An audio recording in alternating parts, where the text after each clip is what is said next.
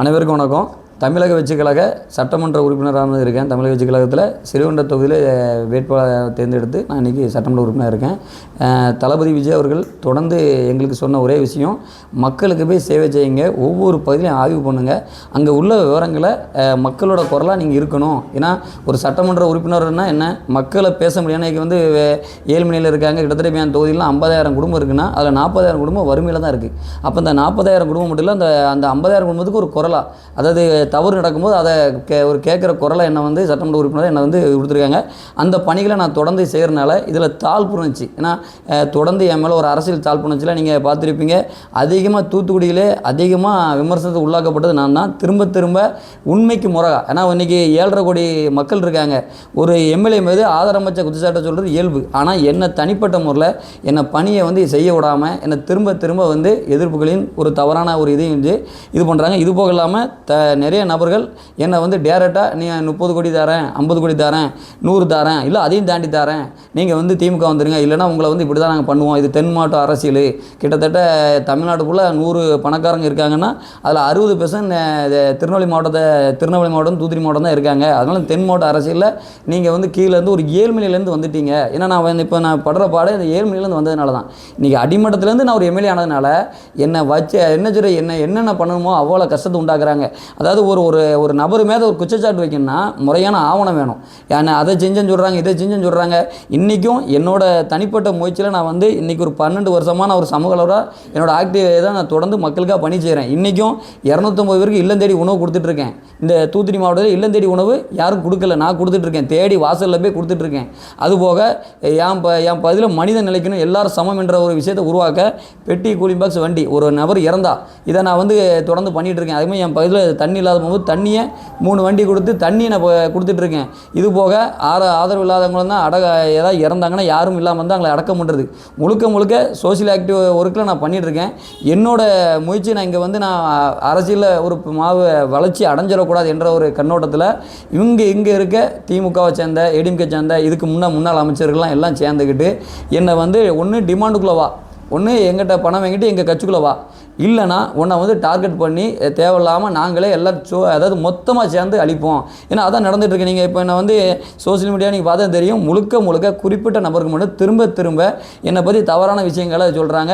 எதை சந்தை எந்த ஒரு ஆய்வு நான் செஞ்சாலும் அந்த ஆய்வை எதிர்மறையான விமர்சனங்களோ தப்பானதை கொண்டு போயிட்டுருக்காங்க. நான் எதுக்கும் அஞ்ச போகிறதில்ல. ஏன்னா எனக்கு தளபதி விஜய் அவர் சொன்னது தான், மக்களுக்கு சேவை செய்ய சொல்லியிருக்காங்க. நான் தொடர்ந்து போக போகிறேன். என்னோட நோக்கமே ஒன்று தான், நல்லது செய்கிறது. அதனால தான் இங்கே தமிழை வச்சுக்கிறது நான் பயணித்து இன்றைக்கி இந்த நல்லதை செஞ்சுட்ருக்கேன். இதில் வேறு 1,05,000 சம்பளம் வேறு எனக்கு தராங்க. நான் தொடர்ந்து என் மக்களுக்காக என்றைக்கும் உறுதுணையாக இருப்பேன். எந்த ஒரு விஷயத்துக்கும் பின்வாங்க மாட்டேன். அதேமாரி முழுக்க ஒவ்வொரு ஸ்கேம் இங்கே நிறைய இருக்குது. சிறுவண்ட தொகுதியை பொறுத்தவரை 80% விவசாயம். ஆனால் இங்கே உள்ள எந்த குளமுமே, கிட்டத்தட்ட இருக்கிற 100 குளம் இருக்குன்னா 100ல் 80 குளமும் கரையும் தெரியாது, முடிவும் தெரியாது. முழுக்க வியாபார நோக்கத்தை மட்டும்தான் தவறான அரசியல் சூழ்ச்சிகளை பண்ணிகிட்டு இருக்காங்க. இதெல்லாம் நான் வந்து ஒவ்வொன்றா எல்லாத்தையும் எடுக்கிறனால இதன் மூலமாக இங்கே வந்து அந்த வியாபார பணம் சம்பாதிக்கின்ற நோக்கத்தில் இருக்க சில நபர்களோட முகத்திரையில் கிழிக்கப்படும். இந்த லஞ்சம் இல்லாத ஒரு சிறுவண்ட தொகுதியாக மாறும் என்ற நிலையை வந்து இவங்க பயந்து வந்து என்னை வந்து டார்கெட் பண்ணி இது பண்ணுறாங்க. நான் தொடர்ந்து அவங்க என்ன தான் எனக்கு இது பண்ணாலும் நான் தொடர்ந்து மக்கள் பணிக்கு இது பண்ணுவேன். அதேமாதிரி இந்த 30 கோடி கேட்ட விவரங்கள் அவங்க சம்மந்தப்பட்ட எல்லாமே என்கிட்ட வந்து ஆதார் இருக்குது. அதை நெல்லையை சேர்ந்த ஒரு தேட்டரு ஓனரும் அதுக்கு சம்மந்தப்பட்ட அடுத்து இந்த கரண்ட் முன்னாள் அமைச்சர் அனிதா ராஜனோட கூட இருக்க 4 பேர் பேசியிருக்காங்க. ஒரு ஆள் பேசல, 4 பேர் பேசியிருக்காங்க. எல்லாமே ரெக்கார்ட்மெட்டிக் ஆதார் இருக்குது. என்கிட்ட கால் பண்ணது, என் கூட இருக்கவங்கிட்ட பேசினது எல்லாத்தையும் ஃபோன் பண்ணி ஒன்று இங்கே வந்துரு, இல்லை நாங்கள் அழிச்சிருவோம், இந்த ஒரு டார்கெட்டில் தான் பண்ணுறாங்க. ஆனால் ஒரே ஒரு பிரச்சனை தான், நான் ஒரு அடிமட்டத்திலேருந்து ஒரு ஏழ்மை நிலையிலேருந்து இங்கே வந்ததுனால தான் என்ன இந்த டார்கெட் பண்ணுறாங்க. இதை வந்து கட்டாயம் நான் வந்து எதிர்கொள்வேன். ஏன்னா என்ன நடந்தாலும் சரி, நான் இந்த தொகுதியோட மண்ணின் மைந்தன். இந்த சிறுவண்ட தொகுதியில் நான் கஷ்டப்பட்டு ஒவ்வொரு காலங்களில் பல ஆஃபீஸுக்கு நான் குறைகளை மக்களுக்கான பணிகளை செய்ய நான் அலைஞ்சிருக்கேன். எந்த இது நடக்கலை.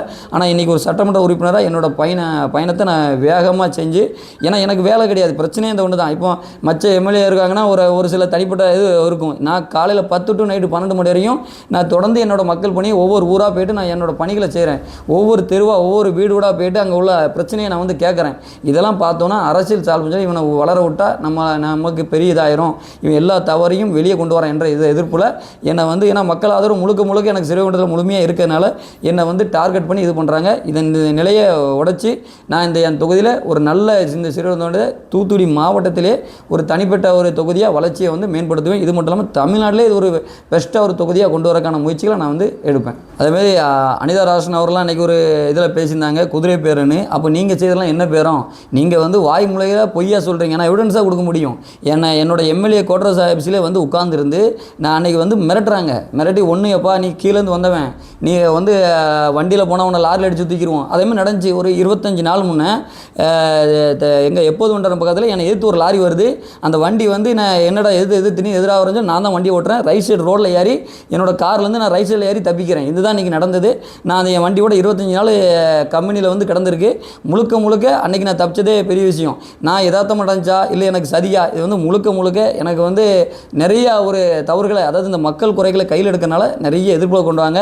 அதுமாதிரி இவங்களோட டார்கெட் என்னென்னா இந்த ஏலத்தை சொல்லி இவங்களை வந்து இங்கேருந்து மாற்றணும், இவங்களை வந்து இது பண்ணணும் அப்படின்னு ஒரு முயற்சியை பண்ணிகிட்டு இருக்காங்க. இதுக்கெல்லாம் நாங்கள் அஞ்ச போகிறதில்ல. எப்போவுமே தமிழக வெற்றிகளத்தோட தளபதி விஜயோட இதில் பயணத்தில் இருந்து மக்களுக்கான சேவை பண்ணுவோம். இங்கே உள்ள அத்தனை விஷயத்தையும் முறையான தவறான விஷயத்தை பூரா வெளியெடுத்து முறையான விஷயங்களை முறைப்படி கொண்டு வர சொல்லுவோம். சம்மந்தப்பட்ட அதிகாரிகளை சொல்லி அதை வந்து யாருக்கும் இது இல்லாமல் ஒரு மக்கள் சேவையாக உருவாக்குறதுக்கு முயற்சி பண்ணுவோம். தவிர்க்க முடியாத தம்ப்நெயில்ஸ், கலக்கலான கண்டென்ட்ஸ், சினிமாவும் சீரியஸ் பிரச்சனைகளும், பல வருடங்கள் இடைவெளிக்கு பிறகு இந்த படத்துல ஒரு கலகலப்பும் கைகலப்பும்,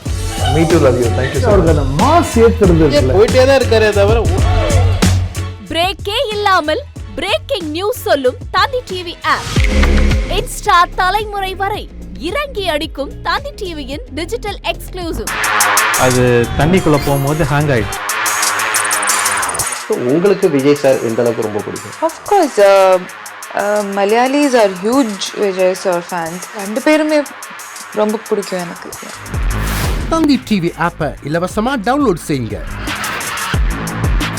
ஃபாலோ பண்ணுங்க, சப்ஸ்கிரைப் பண்ணுங்க, என்ஜாய் பண்ணுங்க.